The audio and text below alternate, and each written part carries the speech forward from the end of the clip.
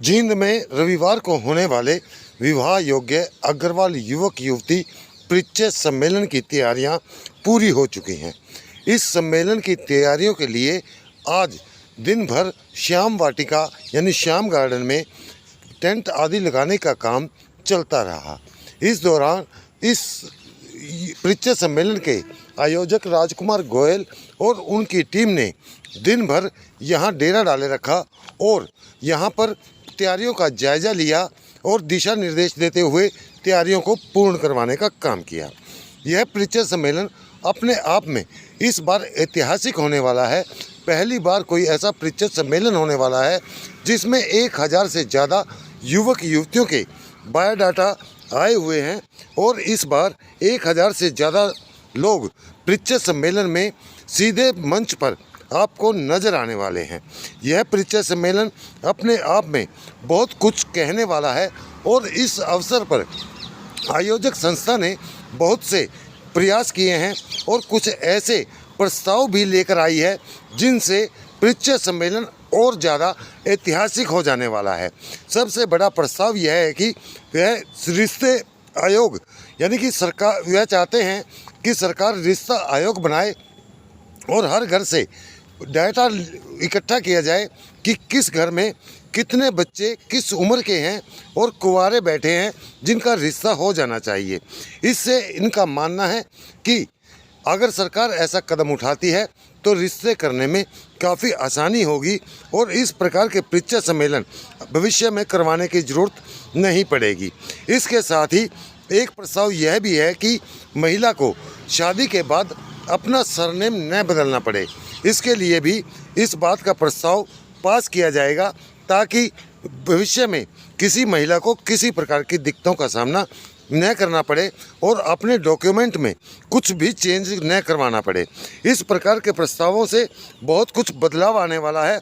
बने रहें हमारे साथ, हम आपको सुनवाते हैं क्या कहते हैं यहाँ के आयोजक। आज के इस कार्यक्रम में जो कल आयोजित होने वाला है अग्रवाल विवाह योग्य युवक युवती परिचय सम्मेलन, इसमें हरियाणा पंजाब ही नहीं अपितु लगभग पूरे भारतवर्ष से 18 के करीब राज्यों से और विदेशों से भी हमारे पास फार्म एंट्री आई है, जिसमें लड़के और लड़कियों की दोनों की एंट्री है जो अच्छे पैकेज पर अपनी कंपनियों में काम कर रहे हैं या अपना व्यवसाय कर रहे हैं। जींद की ऐतिहासिक धरती पर प्रधान राजकुमार गोयल की अध्यक्षता में यह सम्मेलन कल 7 सितंबर वार रविवार को श्री श्याम गार्डन सफीदो रोड जींद में होने जा रहा है। देखिए, कल 7 सितंबर को जींद की ऐतिहासिक धरती पर अखिल भारतीय अग्रवाल समाज द्वारा एक विशाल महासम्मेलन जिसको नाम दिया गया है उत्तर भारत स्तरीय विवाह योग्य परिचय सम्मेलन, जिसमें पूरे देश से 1000 से ज़्यादा विवाह योग्य प्रत्याशी अपने जीवन साथी की तलाश में पहुंचेंगे।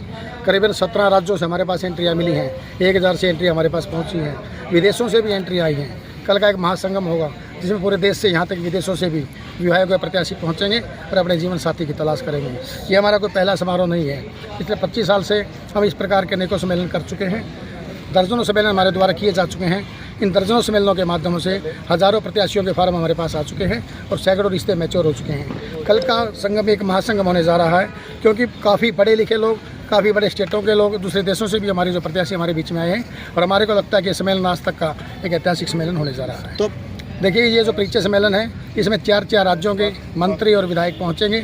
जो हमारे मुख्य गेस्ट है विपुल गोयल जी, हरियाणा के कैबिनेट मंत्री हैं। पंजाब के जो कैबिनेट मंत्री हैं माइंस मिनिस्टर श्री वीरेंद्र गोयल जी।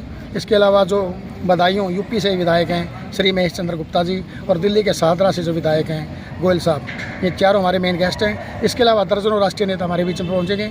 अग्रवाल समाज के जो राष्ट्रीय अध्यक्ष हैं श्री प्रदीप मित्तल जी, जो दिल्ली में रहते हैं और पिछले लगातार 20 साल से जिनको कहा जाता है परिचय सम्मेलन का जनक, जिनसे हमने सीखा था कि परिचय सम्मेलन कैसे किया जाता है, वो भी हमारे बीच में पहुंचने वाले हैं। हमारे अग्रवाल समाज के जो अंतर्राष्ट्रीय अध्यक्ष हैं वो भी हमारे बीच में पहुंचेंगे।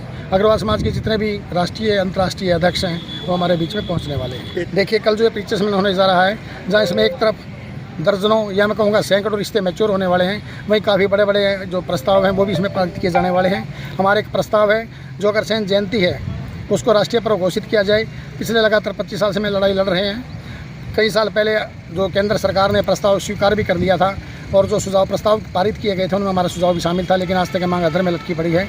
इसके अलावा कई अन्य सुझाव हैं। एक हमारा सुझाव है रिश्ता आयोग का।